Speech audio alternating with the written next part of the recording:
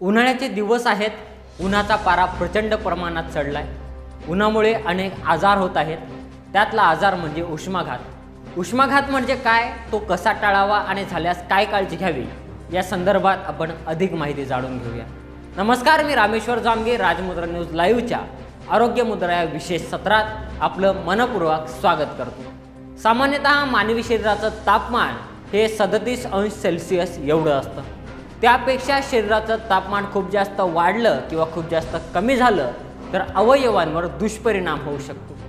सर्वसामान्य निरोगी व्यक्तीला अचानक झालेली तापमानातली वाढ सहन करता येऊ शकते, पण नवजात बालकं, वयोवृद्ध व्यक्ती किंवा जुने गंभीर आजार असलेल्या लोकांवर याचा वाईट परिणाम होत असतो.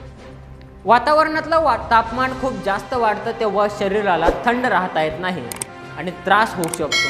त्यातूनच उष्माघात होऊ शकतो. आता पाहूयात नेमका हा उष्माघात म्हणजे काय. कडाक्याच्या उन्हात काम केल्यानं किंवा शरीरात उष्णता निर्माण झाल्याने खूप गंभीर त्रास होतो. त्यालाच उष्माघात म्हणजेच सनस्ट्रोक किंवा हीट स्ट्रोक असंही म्हटलं जातं. ही एक जीवघेणी अवस्था असल्याचं डॉक्टर्स वेळोवेळी सांगत असतात. बाहेरचे तापमान खूप वाढले की शरीरातील तापमान बिघडते, शरीरातील क्षार आणि पाण्याचं प्रमाण कमी होतं आणि त्यामुळे मृत्यू होऊ शकतो, असं डॉक्टर वेळोवेळी सांगत असतात. महाराष्ट्रात विशेषतः नागपूर, मराठवाडा या भागात उष्माघातामुळे दरवर्षी मृत्यूच्या घटना घडतात. तर राजस्थान, दिल्ली, मध्य प्रदेश अशा राज्यांमध्येही उष्णतेच्या तीव्र लाटांची झळ नागरिकांना सोसावी लागते. इतकंच नाही तर जून 2021 मध्ये कॅनडात रेकॉर्ड ब्रेक उष्णता वाढली. पारा 45 अंशावर गेला आणि अनेकांचा मृत्यू झाला.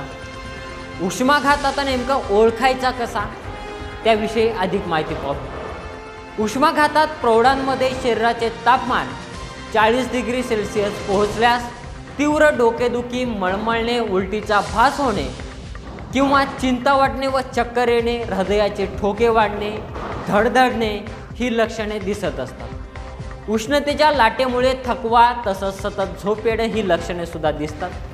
लहान मुलांनी काही आहार घेण्यास नकार दिला किंवा चिडचिड होणे, लघवी ते कमी झालेले प्रमाण, त्यानंतर शुष्क डोळे, तोंडाची त्वचा कोरडी होणे अशी लक्षणे दिसत असतील तर त्यांना उष्माघात झाला असं आपण म्हणू शकतो. उष्णतेची लाट येते तेव्हा उष्माघात होण्याचं प्रमाण मोठ्या प्रमाणात वाढतं.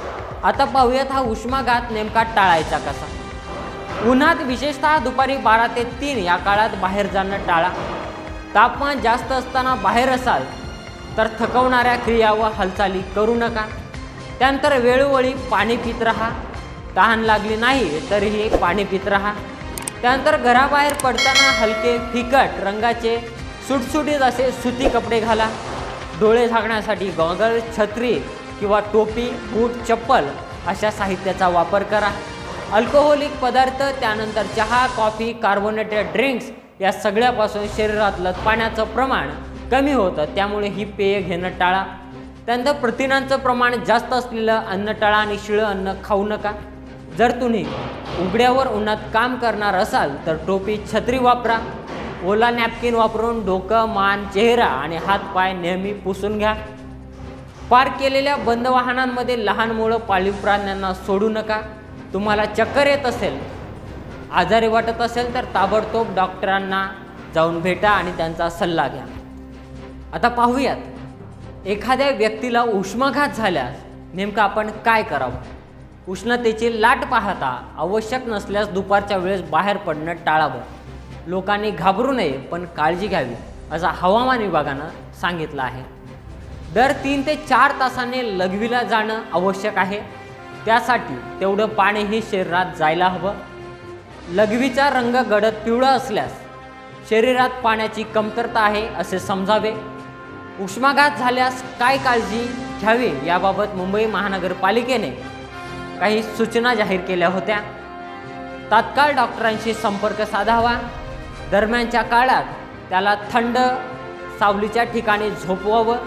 त्यानंतर ओल्या कपड्याने त्यांचं शरीर पुसून घ्यावं. त्यानंतर त्याच्या डोक्यावर साधं पाणी टाकावं जेणेकरून त्यांच्या शरीराचं तापमान हे संतुलित राहील. त्या व्यक्तीला ORS किंवा लिंबू सरबत यासारखे पेय वेळोवेळी देण्यात यावे, जेणेकरून त्यांच्या शरीरामध्ये एक विशिष्ट चांगल्या पद्धतीचं तापमान व्यवस्थित राहील। अशाच आरोग्यविषयक अधिक माहिती घरबसल्या पाहण्यासाठी राजमुद्रा न्यूज लाईव्हला सबस्क्राईब करा आणि तुमचे मत कमेंटच्या माध्यमातून कळवा। धन्यवाद।